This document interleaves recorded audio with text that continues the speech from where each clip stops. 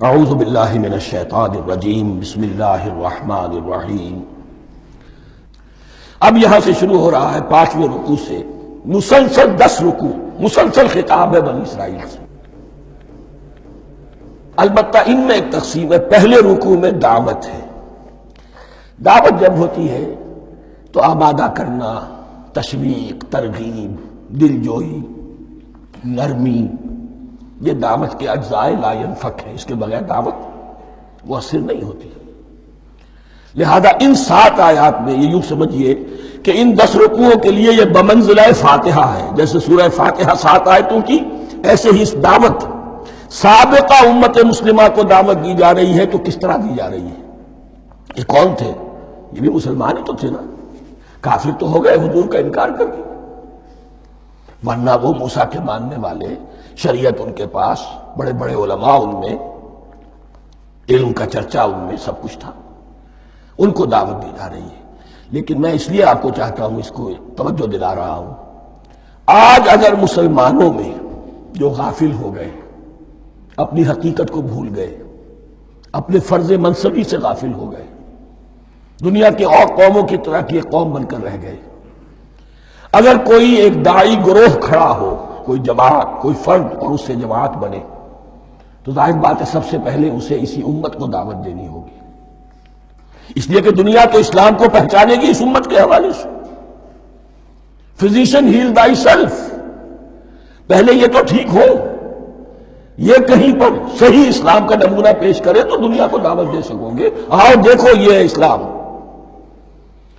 اس لیے ان کو جو دعوت دینے کا اسلوب ہونا چاہیے وہ عکس ہوگا اس اسلوب کا جو ان 7 آیات میں ہمارے سامنے آ رہا ہے۔ یا بنی اسرائیل اذکروا نعمتی التی انعمت علیکم، اے بنی اسرائیل، اسرائیل کو سمجھ لیجئے یہ مرکب لفظ ہے، اسم، اسی سے اسیر بنا ہے، اسیر جو کسی کا قیدی ہوتا ہے۔ ایل عبرانی میں اللہ کے لیے ہے، اور اسرائیل کا ترجمہ ہے عبداللہ، اللہ کا غلام، اللہ کے ساتھ بندھا ہوا اس کی اطاعت کے قلاتے کے اندر۔ تو یہ اسرائیل، یہ لقب ہے حضرت یعقوب علیہ السلام کا۔ ان کے 12 بیٹے تھے، 12 بیٹوں سے جو نسل چلی وہ بنی اسرائیل ہے۔ انہی میں حضرت موسیٰ کی بعثت ہوئی اور تورات انہیں دی گئی، پھر یہ ایک بہت بڑی امت بنے۔ ان پر 4 ادوار آ چکے تھے قرآن مجید کے نزول کے وقت۔ 2 مرتبہ اللہ کی رحمت کی بارشیں ہوئیں، انہیں عروج نصیب ہوا۔ 2 مرتبہ ان کو دنیا پرستی، شہوت پرستی، اللہ کے احکام کو پس و پش ڈال دینے کی سزا میں عذاب کے کوڑے ان پر پرسے۔ اس کا ذکر آئے گا سورہ بنی اسرائیل کے پہلے رکوع میں۔ اس وقت جب کہ قرآن نازل ہو رہا ہے، اس وقت وہ اپنے اس زوال کے دور میں تھے۔ حال یہ تھا کہ حضور صلی اللہ علیہ وسلم کی بعثت سے پہلے ہی 2nd ٹیمپل بھی شہید کیا جا چکا تھا، گرایا جا چکا تھا۔ حضرت سلیمان نے جو بنایا تھا ہیکل سلیمانی، جس کو یہ 1st ٹیمپل کہتے ہیں، اسے نیبوکدنضر نے گرا دیا تھا حضرت مسیح سے بھی کئی 100 سال پہلے۔ لیکن اس کے بعد پھر یہ رومنز نے سن 70 عیسوی میں حضور کی ولادت سے 500 برس پہلے ان کا یہ یروشلم تباہ و برباد ہوا، اس میں لوگوں کو قتل کیا گیا، قتل عام ہوا، اور 2nd ٹیمپل جو ہے وہ بھی گرا دیا گیا، جو اب تک گرا پڑا ہوا ہے۔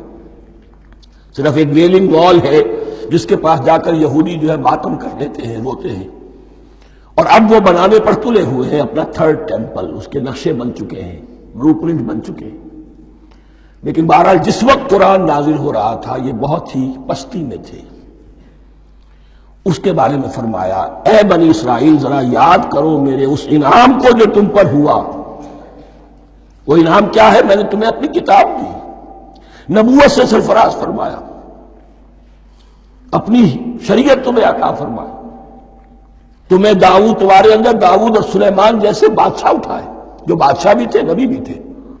وَأَوْفُوا بِعَهْدِي، اور میرے وعدے کو پورا کرو تاکہ میں بھی اپنے وعدے کو پورا کروں۔ یہ وعدہ ہے جو کتاب استثناء جو ہے اولڈ ٹیسٹمنٹ کی ڈیوٹرانومی، اس کے 18ویں باب کی آیت نمبر 18 اور 19 میں ہے۔ حضرت موسیٰ سے خطاب کر کے اس میں اللہ نے یہ الفاظ فرمائے، میں ان کے بھائیوں میں سے تیرے مانند ایک نبی برپا کروں گا اور اس کے منہ میں اپنا کلام ڈالوں گا، اور وہ وہی کچھ بتائے گا جو میں اس سے کہوں گا۔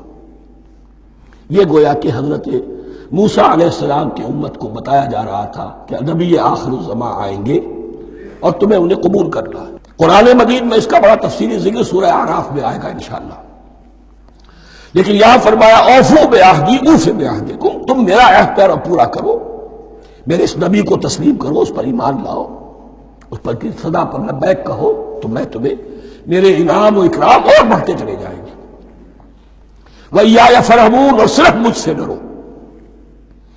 وَآمِنُوا بِمَا أَنزَلْتُ مُصَدِّقًا لِمَا مَعَكُمْ، اور ایمان لاؤ اس پر جو میں نے نازل کیا ہے، جو تمہارے پاس جو تورات ہے اس کی تصدیق کرتے ہوئے آیا ہے۔ اس کے دو معنی ہے، ایک تو قرآن تصدیق کرتا ہے تورات کی اور انجیل کی، فیہا ھدی ونور، فیہ ھدی ونور، اور دوسرے یہ کہ قرآن اور محمد صلی اللہ علیہ وسلم ان پیشین گوئیوں کے مصداق بن کر آئے ہیں جو تورات میں تھی، ورنہ وہ پیشین گوئیاں جھوٹی ثابت ہوتی۔ ان کے مصداق کون ہے؟ قرآن اور محمد صلی اللہ علیہ وسلم، یہ دونوں معنی اس کے ہیں۔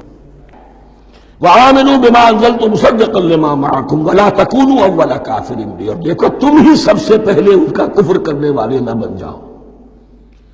تمہیں تو سب کچھ معلوم تھا، تم تو منتظر تھے، تم تو آخری نبی کے انتظار میں تھے اور ان کے حوالے سے دعائیں کیا کرتے تھے کہ اللہ اس نبی آخری زمان کے واسطے سے ہماری مدد فرما اور کافروں کے مقابلے میں ہمیں فتح عطا فرما۔ یہ آئے گا آگے چل کر اسی سورۃ بقرہ کے اندر۔ لیکن اب تم ہی سب سے بڑھ کر کافر ہو گئے، تم ہی سب سے بڑھ کر دشمن ہو گئے۔ وَلَا تَكُونُوا أَوَّلَ كَافِرٍ بِهِ وَلَا تَشْتَرُوا بِآيَاتِي ثَمَنًا قَلِيلًا، اور دیکھو میری ان آیات کے عوض حقیر سی قیمت قبول نہ کرو۔ یہ آیات الہیہ ہیں، ان کو رد کر رہے ہو کس لیے؟ ہماری مسندیں، ہماری حیثیت، ہماری چودراہٹیں، کہیں ان پر کوئی آنچ نہ آ جائے۔ حقیر سی چیزیں، یہ صرف اس دنیا کا سامان ہے، اس کے سوا کچھ نہیں۔ وَلَا تَشْتَرُوا بِآيَاتِي ثَمَنًا قَلِيلًا وَإِيَّايَ فَاتَّقُونِ، اور صرف مجھ میں سے تقوی اختیار کرو، میرا تقوی اختیار کرو۔